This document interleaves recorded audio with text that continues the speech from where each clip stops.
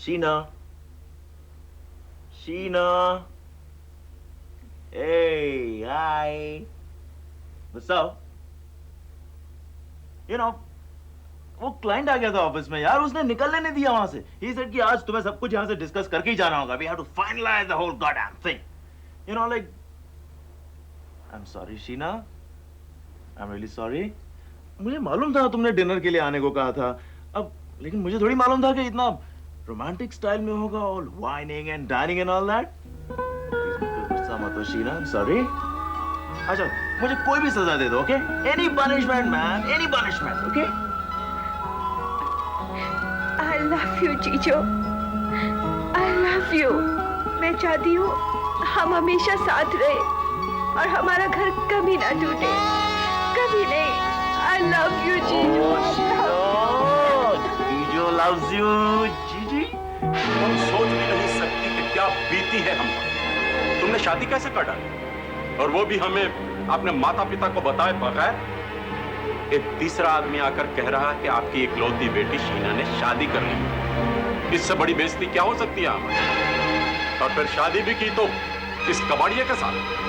कबाड़िया नहीं है वो, एक एड फिल्म मेकर है, और जहाँ आप खड़े हैं वो उसका स्टूडियो है। तुम अपने पापा से बात कर रही हो, पता है ना? हम लोगों की कुछ ख्वाहिशें हैं, हमारे भी कुछ सपने थे तुम्हारी शादी को लेकर, लेकिन तुमने सब बिखेर दिए। ऐसा क्यों किया? क्योंकि मेरे पास यही एक मौका था, आप दोनों के सपने तोड़ के बिखेरने का। क्योंकि अब तक तो आप दोनों मेरी जिंदगी को बिखेरते आए हैं, बचपन से लेकर आज तक। शीना। हाँ पापा, सही कह रही हूँ मैं, सपने बिखेरने का झूठ मत बोलिए। जिस दिन से मैं पैदा हुई हूँ तब से आप दोनों को मेरी फिक्र नहीं है, कभी सोचा भी नहीं होगा मेरी शादी के बारे में। क्या कह रही हो तुम? सही कह रही हूँ मैं, इसमें गलत क्या है? अगर ऐसा नहीं होता तो आप मुझे 7 साल की उम्र में हॉस्टल क्यों भेजते थे? क्यों मुझसे छुट्टियों में मिलने नहीं आते? आप दोनों ने मुझे पाला कहाँ है? मुझे तो घर के नौकरों ने और स्कूल की टीचर्स ने बड़ा किया है। जब मुझे आप दोनों की जरूरत थी तो कहाँ थे आप दोनों? आप दोनों सिर्फ कहने के लिए मेरे माँ बाप हैं। हे भगवान, हमने सपने में भी नहीं सोचा था कि तुम अपने दिल में हमारे लिए इतना जहर पाल रही हो। हाँ, सोचती भी कैसे आप? मेरा ख्याल आता तभी तो सोच पाती ना, लेकिन आपको फुर्सत ही कहाँ थी अपने सोशल वर्क से और आपको अपने IAS से। देखो, अब भूल जाओ जो हो चुका है, कोई कुछ नहीं कर सकता। अब तो ऐसा है शीना बेटे कि तुम जीजो को लेकर गुवाहाटी आ जाओ, वहां फिर से रिसेप्शन दी जाए, ताकि हम लोगों को मुंह तो दिखा सकें अपना, वरना लोग क्या कहेंगे? गुवाहाटी छोटी जगह है ना, 17 बातें होती हैं, 10 लोग हमसे भी तो पूछेंगे। यही तो बात है, अभी भी आप दोनों अपनी ही सोच रहे हैं, रिसेप्शन रख देना चाहते हैं ताकि लोगों की बातों से बच सके। इसलिए नहीं बुला रहे कि मैं और जीजो आपके पास आके रहे, इसलिए रिसेप्शन रखना चाहती है ताकि लोगों को बता सके कि अपनी बेटी के लिए कितना कुछ कर रहे हैं। नहीं, हम दोनों वहां नहीं आएंगे, भूल जाइए, और ये खुशी मैं आपको नसीब नहीं होने दूंगी, कभी नहीं। मेरा आपसे कुछ लेना देना नहीं है, कुछ नहीं। शीना, अभी तुम छोटी हो और खुद भी नहीं जानती कि तुम क्या कह रही हो। इस वक्त तो तुम्हारे दोस्ती तुम्हारे लिए सब कुछ हो गए, मगर इतना याद रखना कि आखिरकार घर वाले ही काम आएंगे, और ये तुम बाद में रियलाइज करो। मुझे कोई फर्क नहीं पड़ता, जिस वक्त मैं घर वालों के सहारे जीती थी तब वो मेरे काम नहीं आए, अब क्या काम आ सकते हैं? मुझे कभी ऐसी जरूरत नहीं पड़ेगी। चलिए यहाँ से। लेकिन शीना, एक बात का ख्याल रखना, जब भी तुम्हें हमारी जरूरत पड़े हम हमेशा तैयार रहेंगे। चलिए। नहीं, मुझे आपकी जरूरत नहीं पड़ेगी, मुझे कभी किसी की जरूरत नहीं पड़ेगी, मुझे कभी कोई नहीं चाहिए। अकेली पैदा हुई हूँ, अकेली मर जाऊंगी, मुझे कभी कोई नहीं चाहिए, कोई नहीं, कोई नहीं चाहिए, मुझे कोई नहीं चाहिए। शीना, हाँ? जो चाहिए ना तुम्हें? जीजू loves you, शीना। जीजू loves you, darling। क्या हो गया तुम्हें? जीजू, जीजू, you love me, no? Of course, Sheena. You really love me? Yeah. I love you too, जीजू। Oh, I love you. जीजू loves you। आ गई? क्या हुआ? होना क्या था? कंफर्म हो गया, आई एम प्रेग्नेंट। अरे तुम तो मुझ पर इस तरह इरिटेट हो रही हो जैसे तुम मुझे जानती ही नहीं। ये सिर्फ मेरी वजह से नहीं हुआ है, इस ब्लेम की हकदार तुम भी हो कंचन। मैं सिर्फ तुम पे गुस्सा नहीं हूँ Tony, I am bloody angry with my self. ये मैंने होने कैसे दिया? कोई बात नहीं, अब जब ऐसा हो ही गया है कि तुम मेरे बच्चे की माँ बनने वाली हो तो we might as well be happy. इसमें दुखी या गुस्सा होने वाली बात ही क्या है? ये तो खुशी की बात हुई ना। क्या मतलब? मतलब कि हमारा बच्चा होने वाला है, हम शादी कर सकते हैं, माँ बाप बन सकते हैं। एक साथ तो रह ही रहे हैं, शादी भी कर ही सकते हैं, right? You're a very nice man, Tony. लेकिन तुम भूल रहे हो कि पृथ्वी से मेरी शादी अभी भी कायम है। जब तक डिवोर्स नहीं हो जाता मैं दूसरी शादी नहीं कर सकती। तो ठीक है कंचन, अल्टीमेटली डिवोर्स तो होगा ही और हम लीगली शादी भी कर सकते हैं। इसमें प्रॉब्लम क्या है? मैं पृथ्वी को कभी डिवोर्स नहीं करूंगी, जिंदगी भर नहीं। और ना ही मैं इस दुनिया में किसी नाजायज बच्चे को पैदा करूंगी। नाजायज? एक मिनट, नाजायज तो वो हुआ ना जिसे ये नहीं मालूम कि उसका बाप कौन है। लेकिन कंचन, हमारे बच्चे को ये पता रहेगा कि उसका बाप कौन है। मुझे भी मालूम था कि मेरा बाप कौन है, लेकिन मैं हमेशा नाजायज कहलाई गई। नाजायज वो होता है जिसकी माँ और बाप की शादी ना हुई हो। हम लोग कभी शादी नहीं कर पाएंगे, हमारा बच्चा हमेशा इलेजिटिमेट होगा। कंचन दूसरी कंचन को जन्म नहीं दे सकती। You are unnecessarily being emotional, Kanchan. I'm being emotional, but not unnecessarily. मैं जानती हूँ इलेजिटिमेसी क्या होती है, क्योंकि मैं भी किसी की नाजायज औलाद हूँ। औलाद जिसे इस दुनिया में आना भी नहीं था। ये दुनिया जहाँ इंसान और जिंदगी से बढ़कर स्टैम्प्ड पेपर के मायने होते हैं, सर्टिफिकेट को माना जाता है। एक नाम जिसे सिर्फ बोला या लिखा जा सके उसे माना जाता है। मैं इस दुनिया के खुशी के लिए एक और नाजायज बच्चा पैदा नहीं करूंगी। मैं इस दुनिया में एक अम्यूजमेंट पार्क खड़ा नहीं करूंगी। ओके कंचन, हम ऐसे माँ बाप नहीं बनेंगे जो अपने बच्चे को नाजायज कहलवाएं। कहलवाया नहीं जाता नाजायज टोनी, नाजायज होता है। तो फिर क्या करोगी? मैं अपने पेट के बच्चे को गिरा दूंगी। I will abort the child। तुम ऐसा नहीं करोगी, मैं तुम्हें ऐसा नहीं करने दूंगा। ये बच्चा मेरा है। तुम्हें कोई हक नहीं है मुझे रोकने का। तुम मेरे पति नहीं हो, और अगर होते भी तो मैं तुम्हें ये हक नहीं देती। I will abort the child, और हम इस बारे में और बहस नहीं करेंगे। तुम अच्छा नहीं कर रही हो कंचन। टोनी, तुम जरा सोचो, हम जिस माहौल में रह रहे हैं, जिस तरह की जिंदगी जी रहे हैं, क्या समझदारी होगी इसमें हम एक बच्चा पैदा करें? हमें तो ये भी मालूम नहीं कि हम कल देखेंगे या नहीं। हमारा काम हमें रिश्ते बनाने या रखने की इजाजत नहीं देता। इनफैक्ट इस लाइन में आने से पहले हमें तो ऑलमोस्ट एग्रीमेंट साइन करनी पड़ती है कि हमारा कोई माँ बाप, भाई बहन, बेटा बेटी किसी से रिश्ता नहीं रहेगा। ठीक है कंचन, तुम जो जी चाहे कर सकती हो। कब कराओगे अबॉर्शन? कल सुबह मुझे डॉक्टर से मिलना है। चले?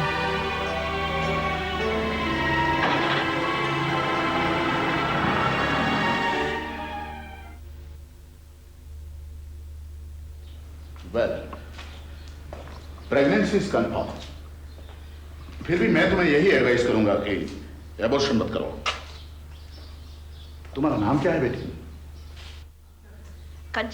रीता चौकसी। देखो बेटा, मैं तुम्हें यह कह रहा था कि तुम्हारी ये पहली प्रेगनेंसी है, और जबकि तुम शादीशुदा हो और फाइनेंशियली भी तुम्हारे कोई प्रॉब्लम नहीं है, तो मैं तो यही सलाह दूंगा कि मत गिराओ अपने बच्चे को, तुम मत गिराओ। लेकिन डॉक्टर, मैं अपना बच्चा गिराना चाहती हूँ। एक्चुअली फिलहाल मेरे लिए मेरा करियर सबसे ज़्यादा मायने रखता है, और वो मुझे परमिट नहीं करता कि मैं बच्चे को जन्म दूँ, माँ बनूँ। It's too complicated. मेरे पास उतना टाइम नहीं है जो माँ को अपने बच्चे की परवरिश के लिए देना ज़रूरी है। देखो बेटा, मुझे डॉक्टर बने 20 साल पूरे हो चुके हैं, और पिछले 5 सालों में मेरे पास तुम्हारे जैसे कई केसेस आ चुके हैं। हर एक केस के पीछे यही एक रीजन था कि मेरे पास वक्त नहीं है, मेरे करियर की डिमांड्स बहुत है। मैं कुछ सालों के बाद ही बच्चे को जन्म देना चाहती हूँ, लेकिन वो साल कभी खत्म नहीं होती बेटे, और जब तक ये खत्म हो जाते हैं, एक माँ को बच्चे को जन्म देने के लिए बहुत देर हो चुकी होती है। It's not possible. Age catches up. देखो बेटा, तुम अपने बच्चे को जन्म दो, तुम्हारा टाइम खुद ब खुद बैलेंस हो जाएगा। तुम्हारे बच्चे की परवरिश और तुम्हारे काम के बीच। डॉक्टर गोयल, मैं तय कर चुकी हूँ, मैं अबॉर्शन करवाना चाहती हूँ। बल्कि मैं कभी भी बच्चा नहीं पैदा करना चाहती। क्या? जी हाँ डॉक्टर, मुझे कभी मां नहीं बनना है। इनफैक्ट मैं चाहती हूँ कि आप मेरे अबॉर्शन के साथ साथ मुझे स्टेरिलाइज भी कर दें। मैं वो नहीं करवाने दूंगा। You are young Rita. अगर आप नहीं कर सकते तो कोई बात नहीं, मैं कहीं और चली जाऊंगी। देखो बेटा, तुम मेरी बात सुनो। डॉक्टर साहब, मुझे अपने डिसीजन लेने का हक है। हाँ, लेकिन अच्छा नहीं होगा। कल को अगर तुम बच्चे को जन्म देना चाहोगी तो कुछ नहीं कर पाओगी। मैं कभी भी बच्चे को जन्म नहीं देना चाहूंगी, ये मैंने तय कर लिया है। आप मुझे इतना बता दीजिए, आप मेरा ऑपरेशन करेंगे या नहीं? All right. तुम्हारे साथ कौन आएगा? किसी का आना जरूरी है? बहुत जरूरी है। एक फॉर्म होता है जिसको भरना बहुत जरूरी होता है, जिसके ऊपर तुम्हारे पति या माँ बाप के सिग्नेचर होना अति आवश्यक होता है। तो आप मुझे फॉर्म दे दीजिए, मैं सिग्नेचर करवा के ले आऊंगी। नहीं, वो जो भी हो उसको तुम्हारे साथ यहाँ आना पड़ेगा। कल सुबह कितने बजे? सुबह 6 बजे। अब तुम घर जा सकती हो। देखो, रात को 9 बजे के बाद कुछ भी नहीं खाना। हाँ, सिर्फ चाय। और 12 बजे के बाद तो कुछ भी नहीं। खाली पेट तुम्हें यहाँ आना पड़ेगा। और क्या डॉक्टर? और अगर तुम अपना डिसीजन बदलना चाहो तो बदल सकती हो। थैंक यू डॉक्टर, मैं कल सुबह पहुंच जाऊंगी किसी के साथ।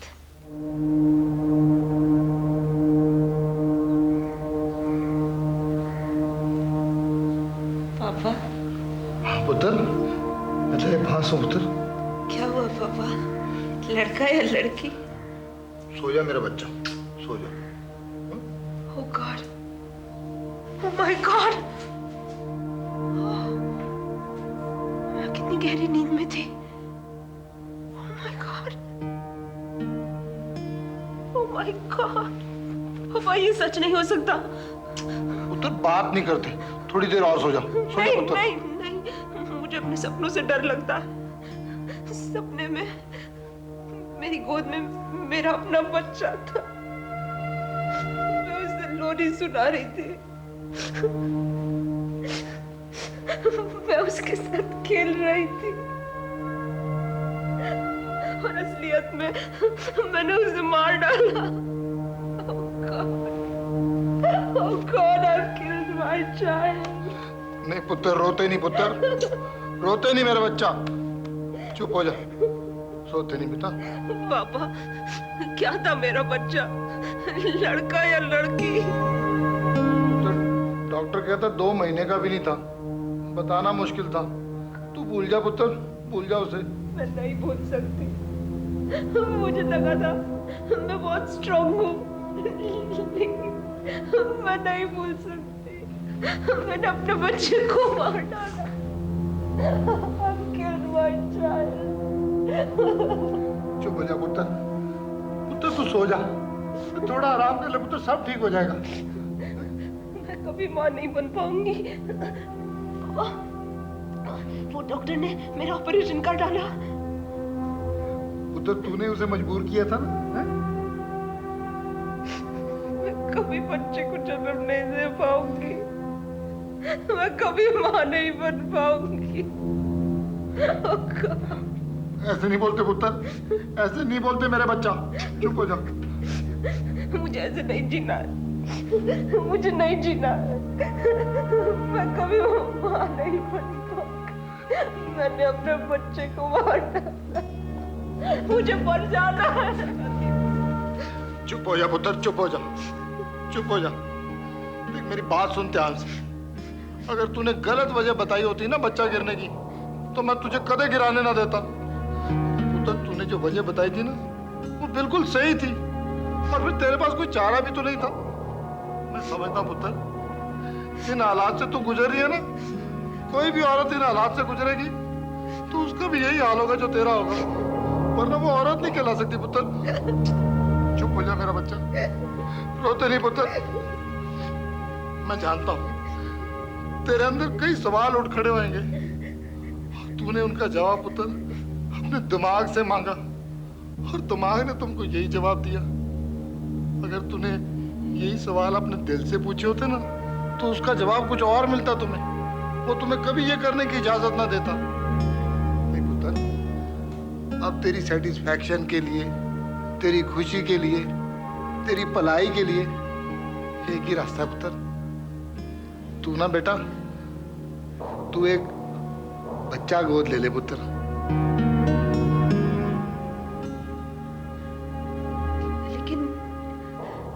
लेकिन वो गोद लिए बच्चे की जिंदगी भी तो वैसी ही होगी ना जो मेरे जन्म दिए बच्चे की हो सकती थी। उसकी भी तो जिंदगी में कोई परमानेंस नहीं होगी, ना उसके अपनी ना उसकी माँ की। देख पुत्र, परमानेंस ना किसी की जिंदगी में नहीं होती, ना बच्चे की जिंदगी में, ना माँ की जिंदगी में। देख, तेरे गोद लिए बच्चे में और तेरे अपने बच्चे में एक फर्क है। जो बच्चा गोद लिया होगा वो तो ऑलरेडी पैदा हो चुका है, उसकी तकदीर तो लिखी जा चुकी है। और पुत्र, नजायज बच्चे को जन्म देना बहुत गलत बात होती है। ये समाज उसको नहीं मानता पुत्र, बहुत गलत बात होती है। अब तू एक काम कर, बच्चे को गोद ले ले, उसे माँ का प्यार दे, तुझे अच्छा लगेगा पुत्र। है मेरा बच्चा? हाँ? हिम्मत रख पुत्र, हिम्मत। रोती नहीं बच्चा, मैं हूं ना, तेरा पापा है तेरे पास। तो शेर पुत्र है मेरा।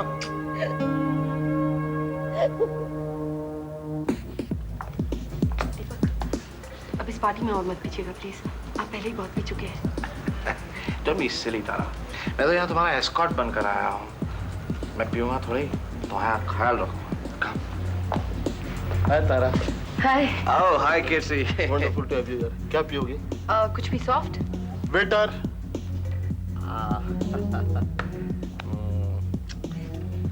दीपक, आपने कहा था। मैडम के लिए एक सॉफ्ट ड्रिंक लेकर आओ। राव, तुम्हें किसी से मिलाना चाहता हूँ। किससे? एडिटर है कोई सभी मैगजीन की, पता नहीं तुम्हें कब से मिलना चाहती है, 10 बार पूछ चुकी है। चलिए।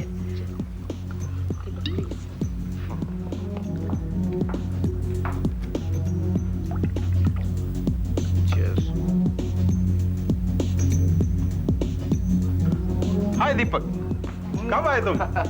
बस अभी। मैं तो सोच रहा था कि तुम आ भी पाओगे कि नहीं। हाँ दीपक, ये है मेरी वाइफ शोभा। शोभा, ये है सेठ दीपक, जो क्या है बताने की जरूरत नहीं, बहुत कुछ सुन रखा है आपके बारे में तो। और कैसे चल रहा है बिजनेस? बस चल ही रहा है, तुम सुना।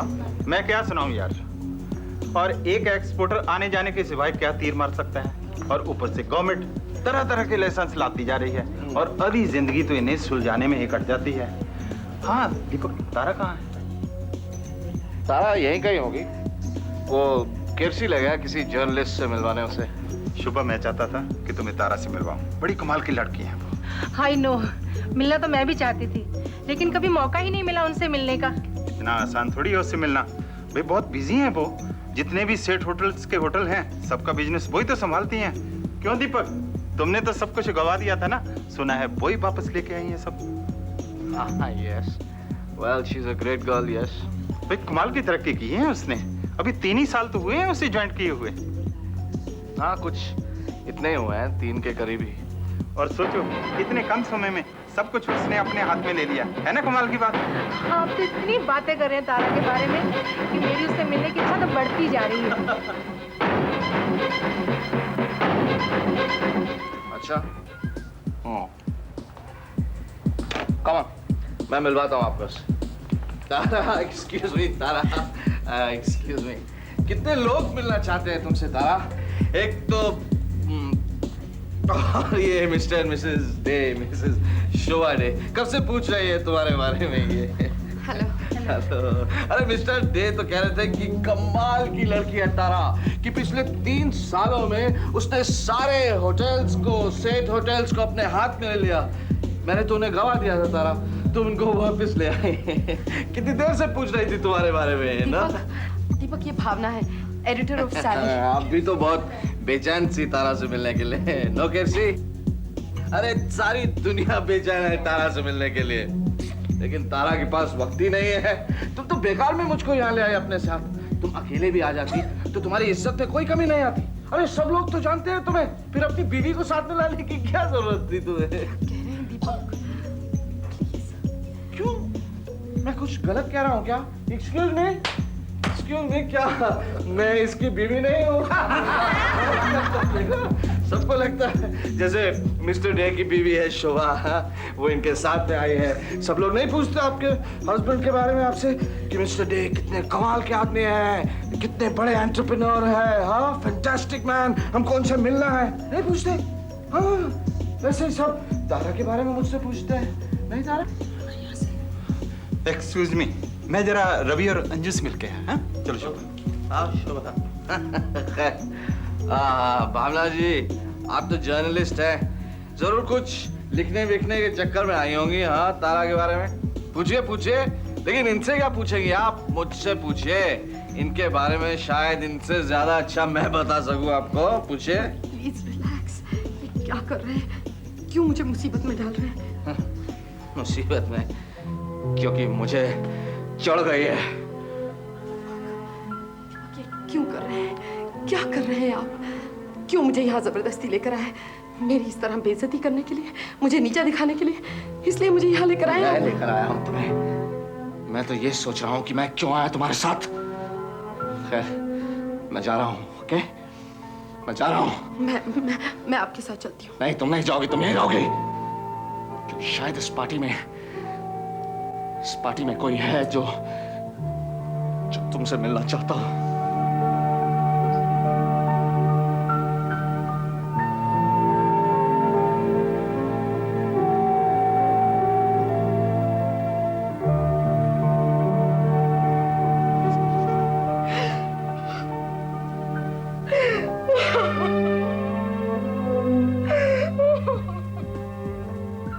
भाई बहुत बुरा हुआ, बहुत अफसोस की बात है।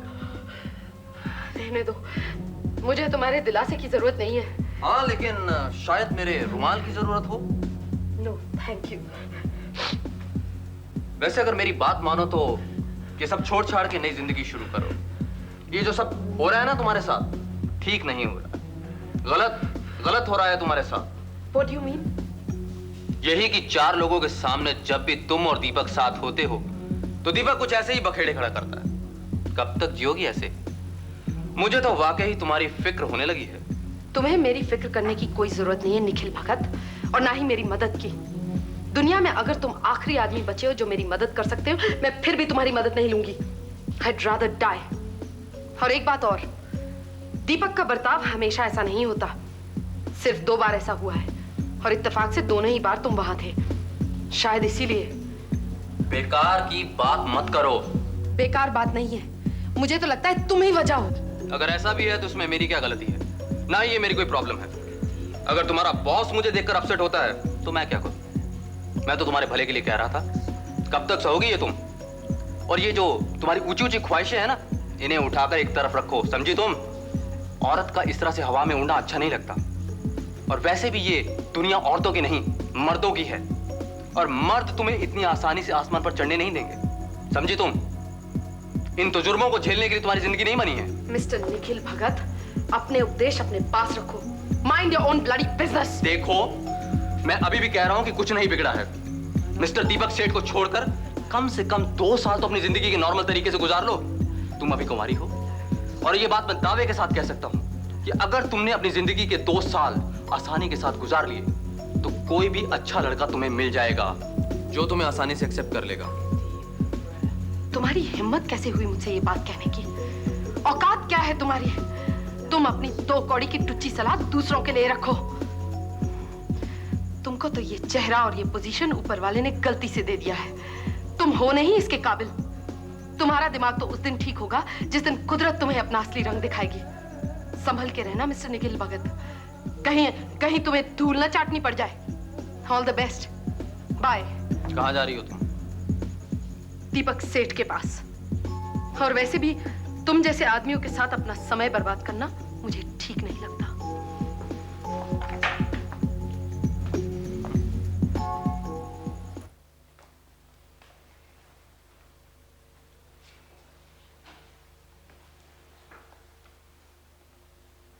एक्सक्यूज मी, क्या मैं अपनी बेटी देवयानी सेठ से मिल सकता हूँ?